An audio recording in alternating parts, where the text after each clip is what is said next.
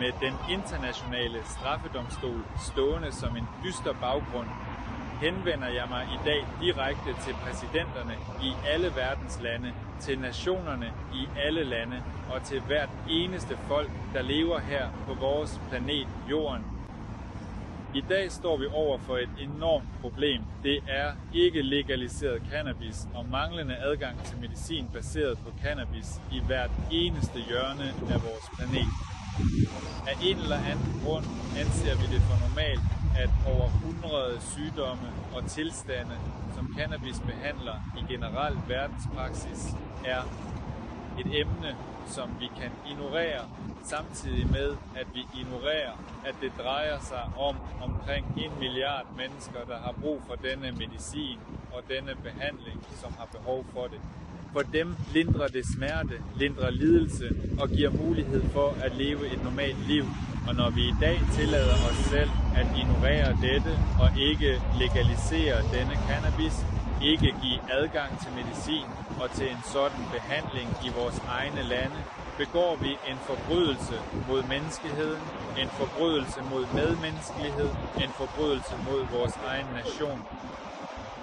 Vi handler meget egoistisk, for fordi vi ikke selv lider og ikke mærker smerte, mener vi, at det heller ikke er vigtigt for andre.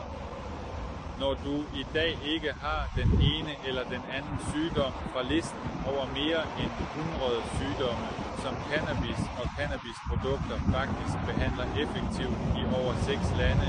Det er Canada, Amerika, USA, i mange stater. Det er her i Holland, hvor jeg befinder mig nu. Det er i Canada, som jeg sagde, i Tyskland, i Tjekkiet og andre lande, i Uruguay.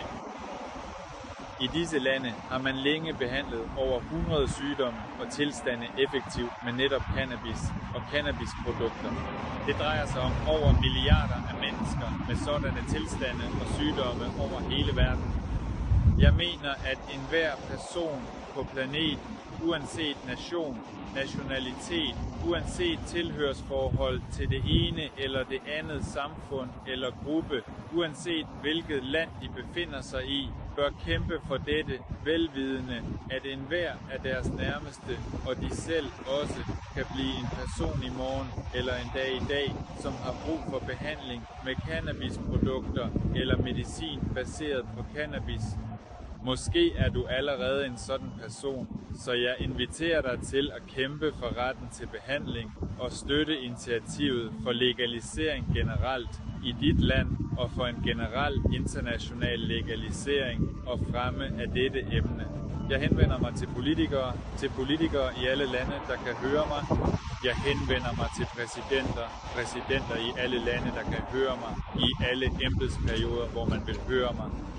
Det vil sige, hvis det er en præsident, der allerede har været, henvender jeg mig til dig. Hvis det er en præsident, der er nu, henvender jeg mig til dig. Hvis det er en præsident, der kommer, henvender jeg mig til dig.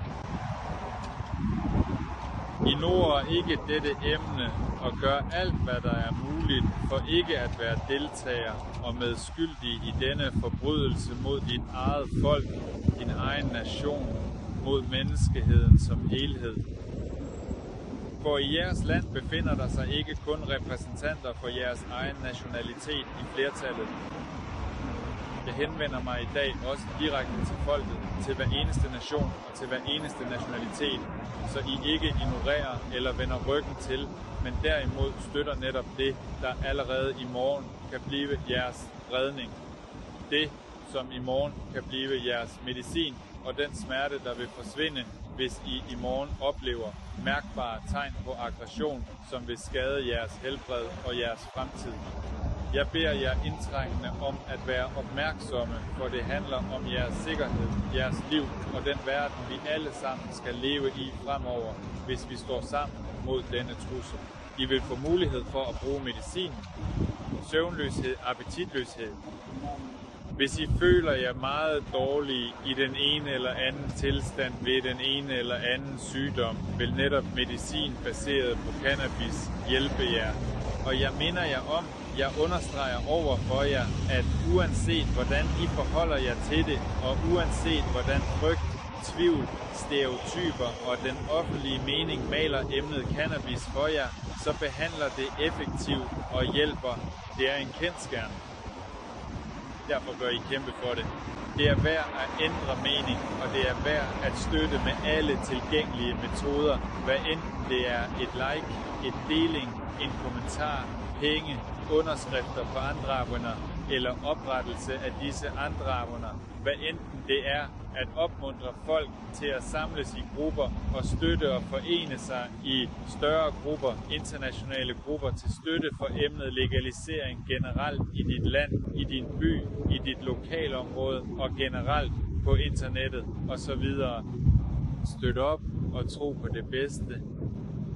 Alt dette er givet os af Gud, og det er kun mennesker, der kunstigt har forbudt det og kontrollerer det, ligesom situationen med krigen. Det er da en fuldstændig kunstig situation.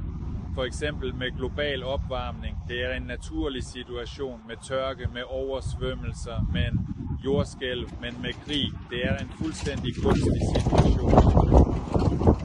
Husk, lad ikke nogen styre jeres sind og bevidsthed.